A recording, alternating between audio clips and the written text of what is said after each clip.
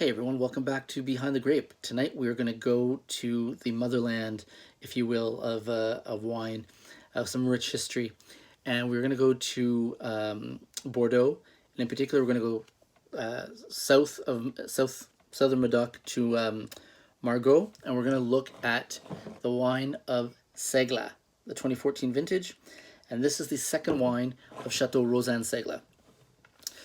So, just a little brief history on the winery. Rosanne Segla was planted in 1661, but it really didn't become Rosanne Segla until 1771 when it split with Chateau Rosanne Gassis. So once they split, Segla went on its own. It was in 1785, I believe, Thomas Jefferson was in Bordeaux. He came across this winery and declared that it was one of the top wineries in all of Bordeaux. He ended up buying 10 dozen bottles to bring back to the States with him. And then, as most of you know, he started his own winery in Virginia. But he was enamored with the wine right away. So, Rosanne Segla, the parent of Segla, it was labeled in the 1855 classification as a second growth. And when you think of second growth, there's first, second, third, fourth, and fifth growths. If you look at it in terms of like when you're in school, first growths really are A plus. Second growths are A minus. That's how close they really are. And Chateau Rosanne Segla, it was actually placed second behind Chateau Mouton Rothschild in terms of quality and grandeur of the second growths. But the only time that the 1855 classification system has changed was in 1973 when Chateau Mouton Rothschild moved up. It became a first growth. And there's some controversy around that. But when that happened, Rosanne Segla automatically moved into that number one position, which it has held ever since. So Segla being the second wine, this is a blend of 36% Cabernet Sauvignon. Oh, sorry, it's 62% Cabernet Sauvignon, 38% Merlot, 1% Cabernet Franc, and 1% Petit Verdot. Some of the classic blends that you find in Bordeaux. And it is the second label, but that doesn't mean it's a secondary wine. The same amount of love and care and passion goes into making these wines. This wine is typically made from some of the younger vines in the vineyard, and also from some of the juice that just wasn't deemed at that top level for the Grand Vin of Rosanne Segla. Both wines make between 8 and 10,000 cases annually. So it just goes to show that they put equal weight between them. The Segla will typically come in a little more affordable and approachable for people, and the wine itself tends to be a little more approachable. Can you lay it down and age it? Absolutely. This can go down 5 to 20 years, same with the Rosanne Segla, but typically it's meant to be drunk a little bit younger. This particular beauty I found by accident today in a half bottle. And I love half bottle formats. They're easier to drink, especially when you're looking at Bordeaux. You don't have to, excuse me, open a bottle and worry about it going bad. However, that rarely happens here. But half bottles, I think, are just fun. And, they're fun for home if you're by yourself. And in a restaurant setting, they're great as well if you're traveling and you don't want a full bottle and you can come across a steal like this, you jump on it. So most of the wine for this particular label is made in Margaux itself, but there are other regions within Margaux, appellations that make it up. And I always use the analogy of clams. So you have Cantenac, Labarde, Arsac, Margaux, and Saussanne.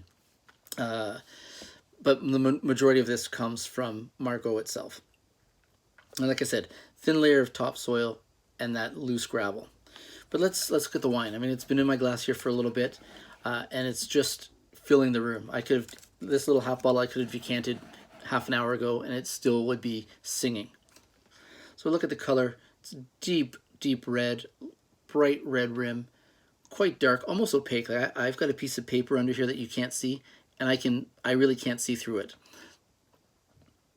The nose it's so alive. It's all black and red fruit, black cherries, black cassis, black currants, all dried and desiccated red strawberries, macerated cherries. It's a little bit of a sweet sherry.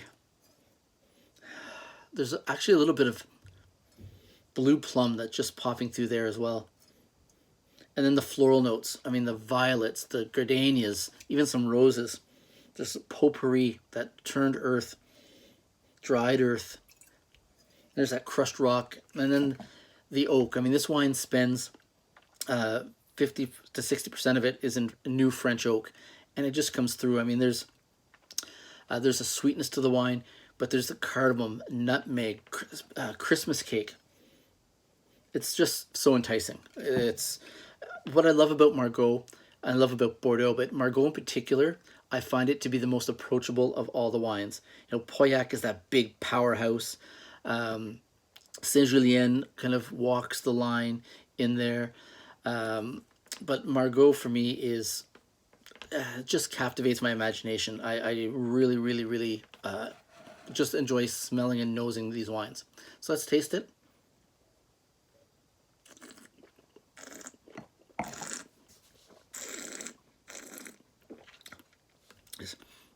It's still a baby. In 2014 was considered to be one of the best vintages of Segla.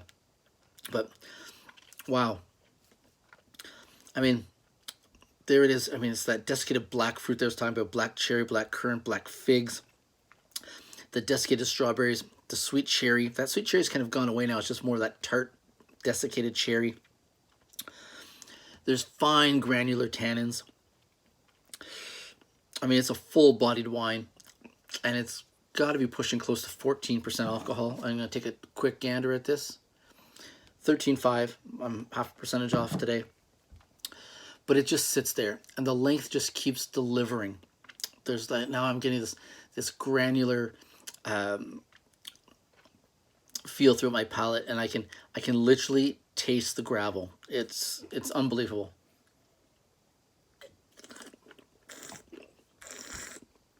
The florals, that earth, potpourri, so much to say about this wine.